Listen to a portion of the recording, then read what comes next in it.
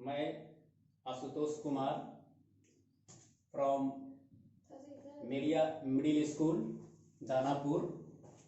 आज मैं class 10th का ज्योग्राफी का फर्स्ट चैप्टर विकास एवं संसाधन पढ़ाने जा रहा हूँ। संसाधन एवं विकास टॉपिक है। आज किसी भी देश का जो विकास होता है संसाधनों के विकास पर डिपेंड करता है। सबसे पहली बात कि संसाधन होता क्या है उसकी हम आज चर्चा करते हैं।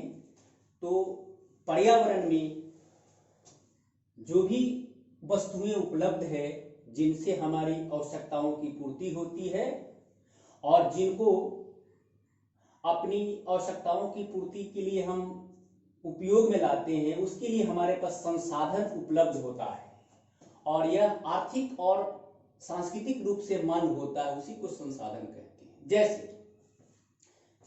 पर्यावरण में आज बहुत सारी वस्तुएं हैं, भूमि है, मिट्टी है, पहाड़ है, नदियां है, खनिज संपदा है। ये सब जहां है वो संसाधन नहीं है, वो पदार्थ है, वो वस्तु है। लेकिन मानव अपनी जरूरतों को पूर्ति करने के लिए उन प्राकृतिक प्रदत्त वस्तुओं को अपनी तकनीक और संस्थाओं के माध्यम से उपयोगी बना लेता है, तब वो संसाधन बन जाता है। और इसका मतलब हुआ कि संसाधन प्राकृतिक उपहार नहीं है। संसाधन को प्रकृति ने नहीं दिया, बल्कि प्रकृति ने वस्तुएं दिया, पदार्थ दिया, और उनको हम अपने बुद्धि विवेक से अपने लिए उपयोगी बनाते हैं, तब वो संसाधन बनता है।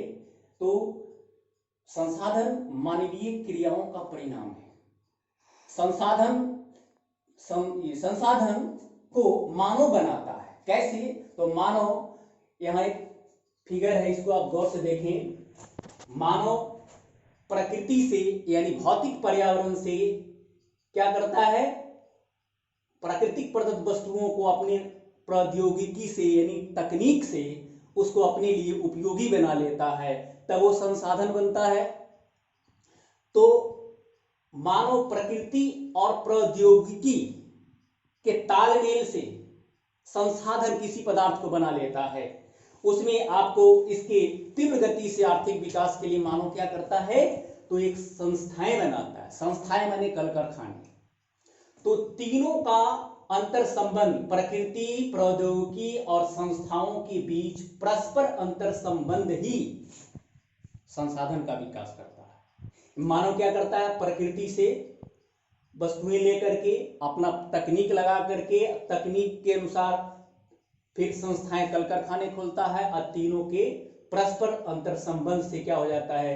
प्रकृति प्रदत्त वस्तुएं हमारे लिए संसाधन बन जाता है। जैसे बहुत सारे खनिज संपदा धरती के अंदर है, कोयला है, लौह अयस्क है, जीवाश्म ईंधन है। लेकिन जहां है वो पदार्थ है, वो हमारा संसाधन नहीं है। लेकिन मानव जब उसको निकालने के लिए टेक्नोलॉजी डेवलप कर लेता है और उसको फिर ऑयल रिफाइनरी में शुद्ध करके फिर अलग से पेट्रोल डीजल बना लेता है, तब वो हमारे लिए संसाधन बनता है। तो तीनों के अंतर संबंध, प्रकृति, प्रौद्योगिकी, संस्थाओं के अंतर संबंध से ही प्राकृतिक वस्तुएं संसाधन बनता है। तो मानव की इसमें अहम भूमिका है। मानव स्वयं एक संसाधन है, क्योंकि मानव ही प्रकृति प्रदत्त पदार्थों को संसाधन बनाता है। क्योंकि मानव की आवश्यकताएं बढ़ती जाती है, जैसे जैसे बढ़ती जाती है वैसे वैसे प्राकृतिक वस्तुओं को अपने तकनीक और संस्थाओं के माध्यम से उपयोगी बनाते चला जा रहा है। तो छात्रों जरा ध्यान से देखें,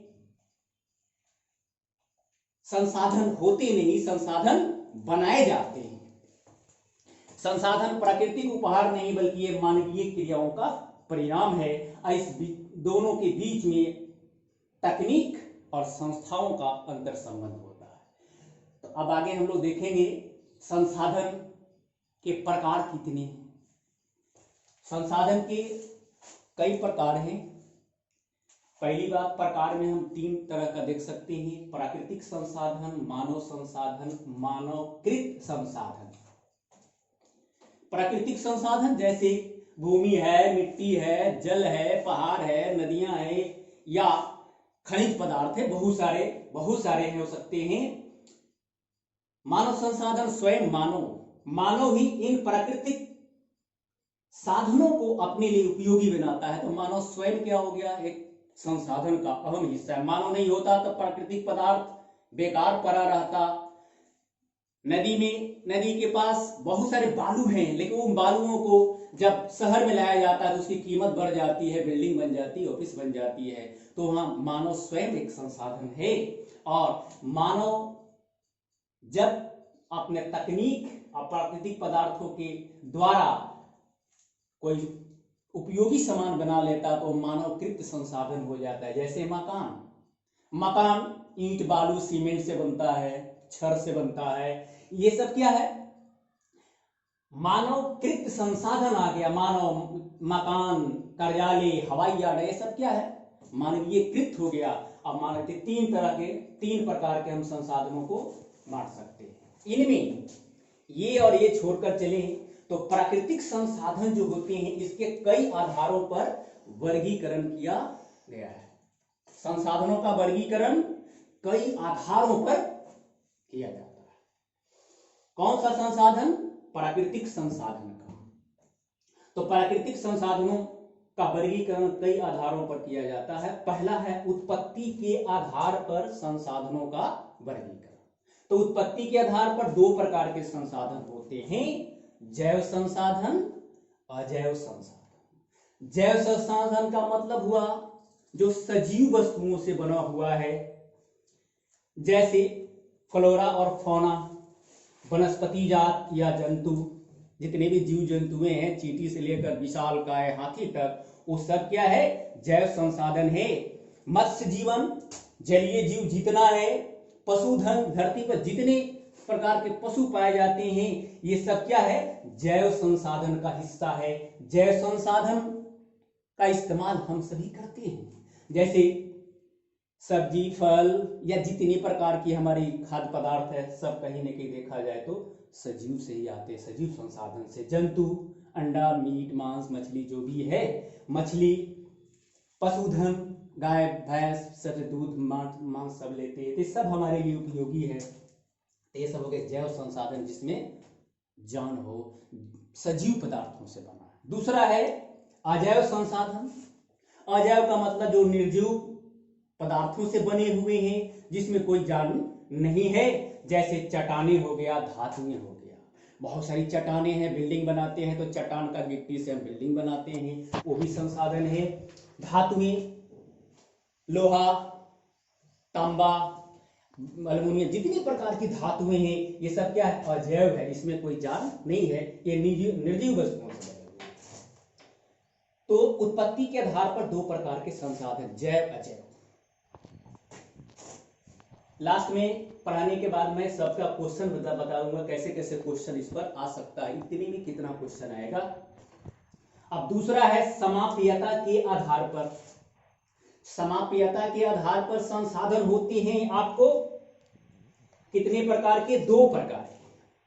पहला नवीकरणीय संसाधन और दूसरा अनवीकरणीय संसाधन। ये हो गया समाप्यता के आधार पर, यानी समाप्त होने के आधार पर।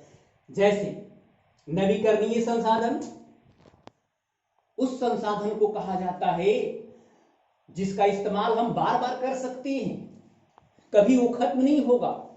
नवीकरणीय संसाधनों का भंडार जो होता है वो असीमित होता है, अनलिमिटेड होता है, ये कभी खत्म नहीं हो सकता। जैसे सौर ऊर्जा, पवन ऊर्जा, जल ऊर्जा, वन्य जीव, ज्वारी।